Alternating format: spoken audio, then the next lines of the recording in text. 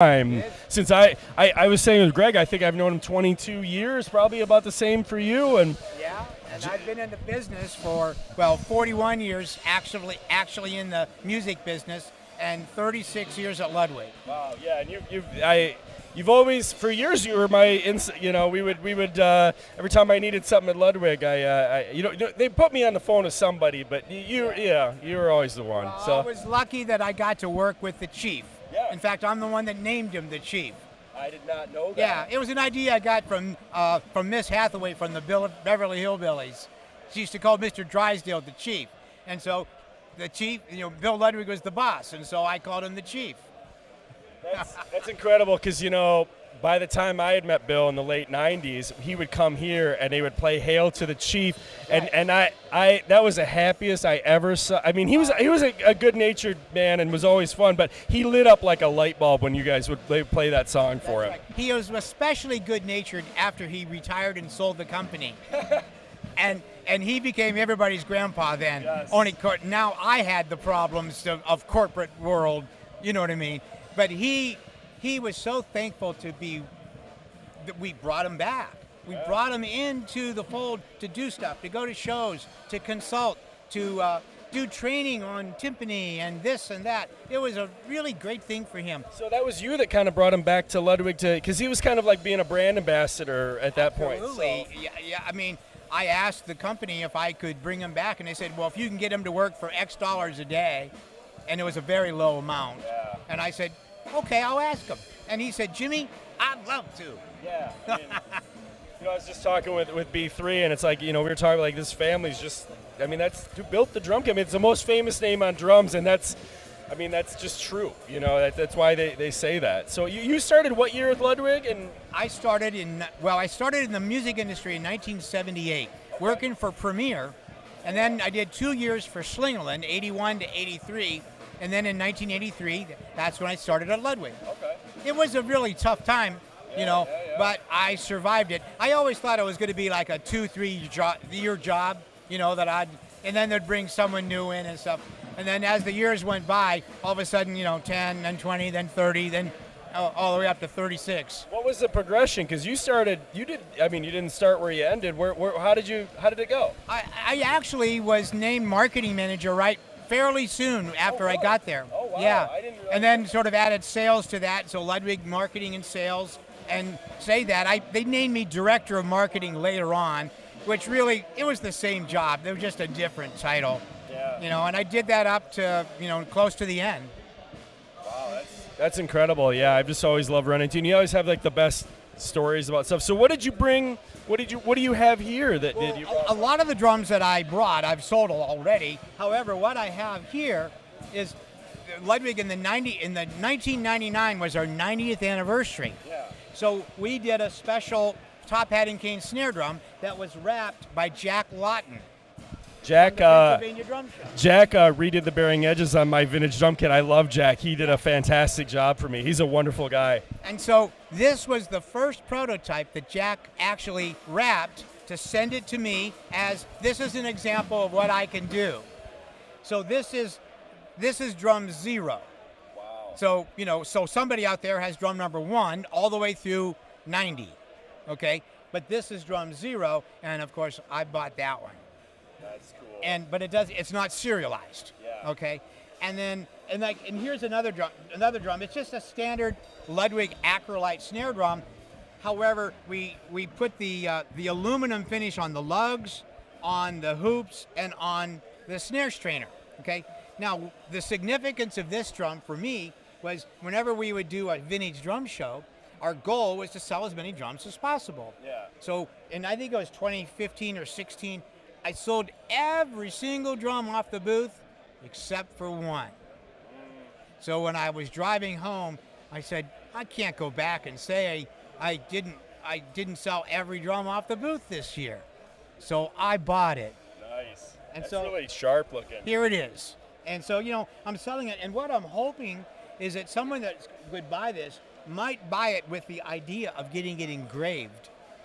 So I have John Christensen or John Aldridge as this is a pristine drum that's never been played, that has a beautiful, finish to it, that someone could buy and get it engraved.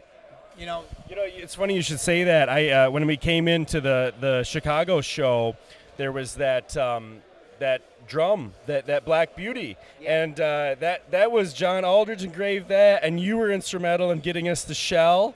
Yeah. And you kind of, I think I bought the hardware, you got the shell, and we got John to do it, and it took us 2 years, and we gave that to Rob for the 20th anniversary. And it's I was there. I watched that. It was just one of those things where I saw it, and I kind of thought of you and thought of John, and remembered that was such a cool thing to see Rob still enjoying it 10 years later. Yeah. It's just really great. And then I still own a Ludwig 100th anniversary snare drum from 2009 that John engraved.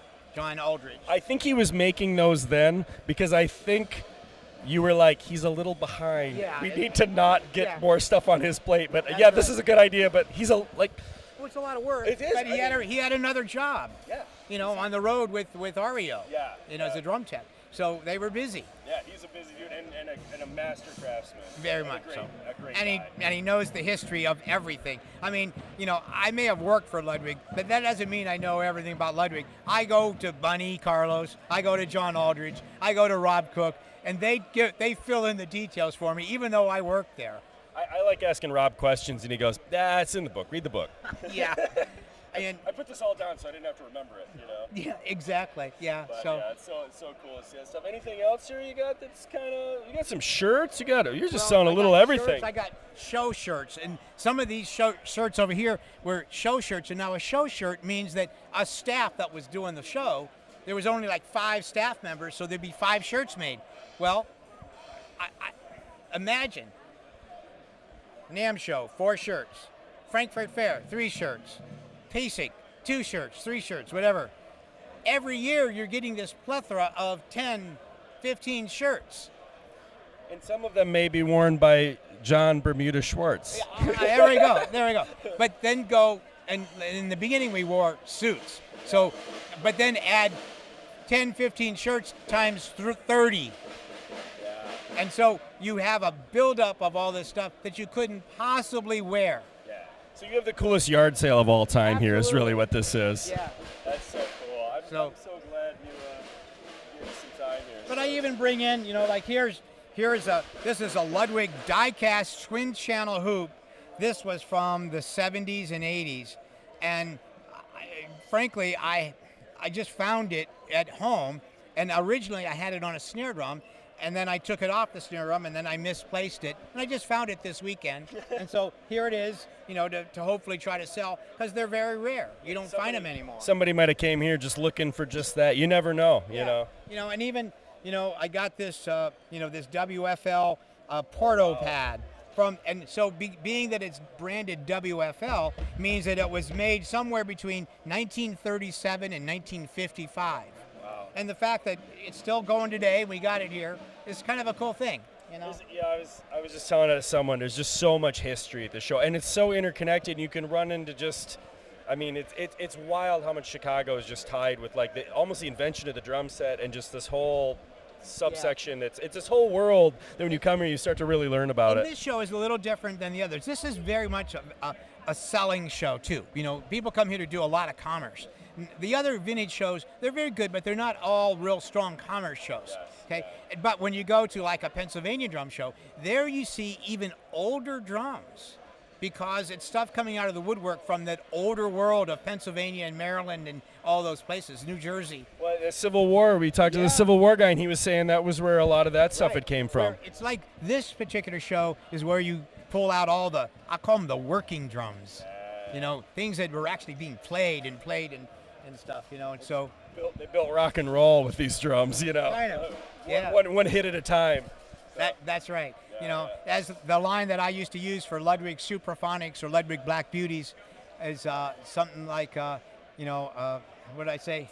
1,000 hits. Yeah. And we're not talking about striking the drum. We're talking about they created 1,000 hits.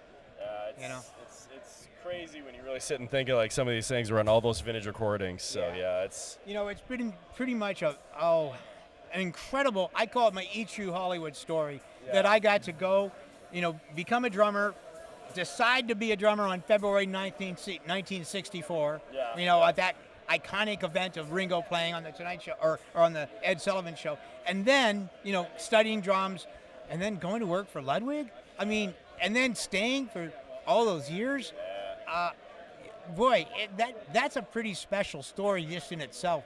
And it's always been an honor to work for a legacy brand.